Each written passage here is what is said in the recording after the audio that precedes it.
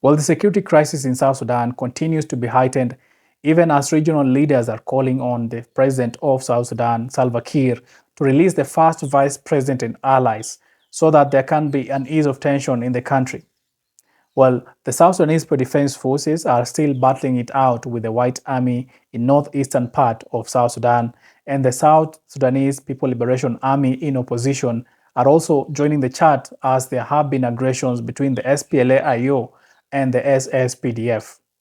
In the recent move, the White Army has crossed the borders into Ethiopia and raised the South Sudanese flag as the battle between them and the South Sudanese Defense Forces is now spilling over to be a regional conflict.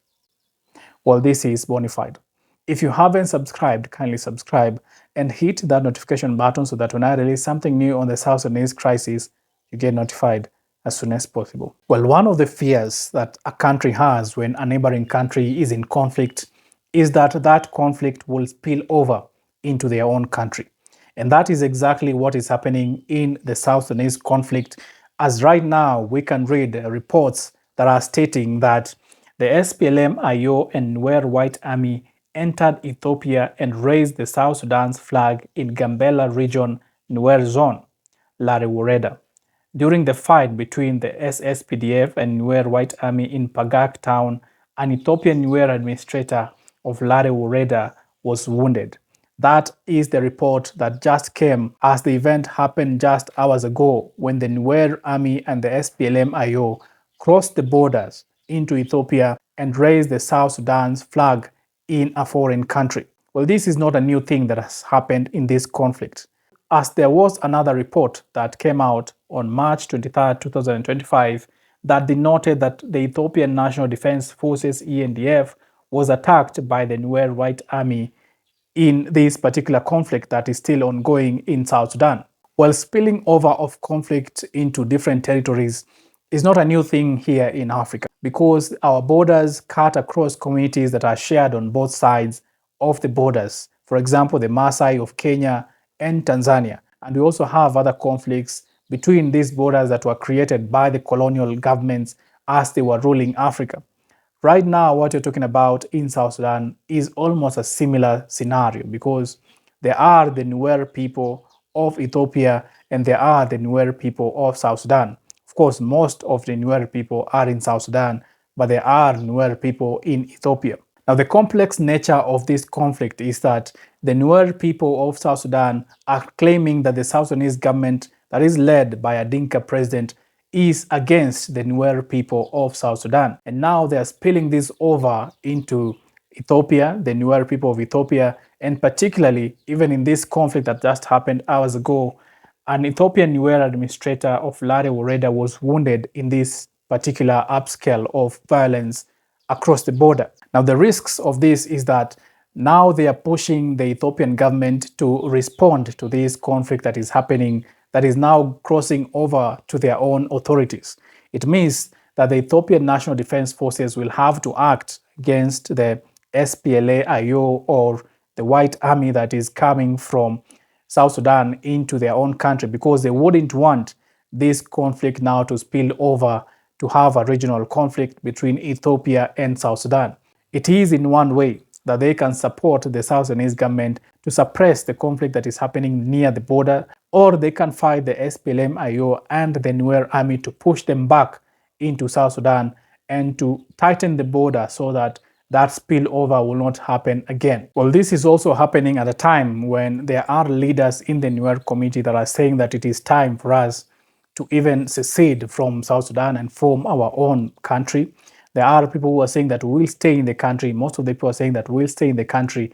We fought for this country. We are going to stay here and fight for our rights, fight for our own share.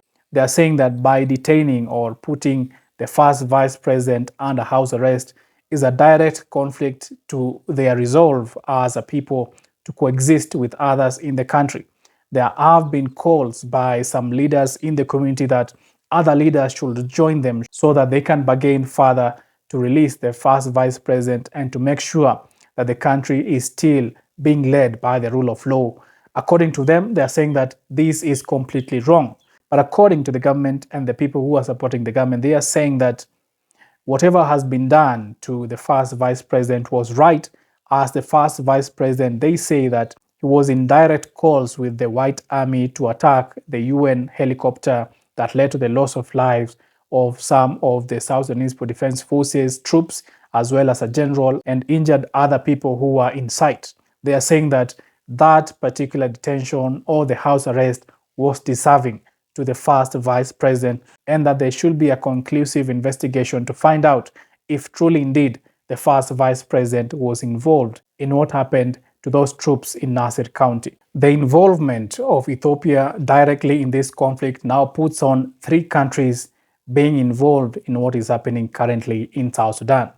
The Uganda's People Defense Forces is assisting the South Sudanese Defense Forces in fighting the Nuer White Army in northeastern part of the country, meaning that Uganda is now directly involved in the recent conflict in South Sudan by assisting the government. And now the Ethiopian government is also now being drawn in this conflict to make it a conflict that now involves 3 countries in East Africa that has to resolve before things get worse. The government of the day has signaled that it can relieve the first vice president of his duties from being the first vice president if he will be found culpable of what happened in Nasir County, of downing that helicopter that led to the loss of lives of that general and the troops of the South Sudanese Defense Forces.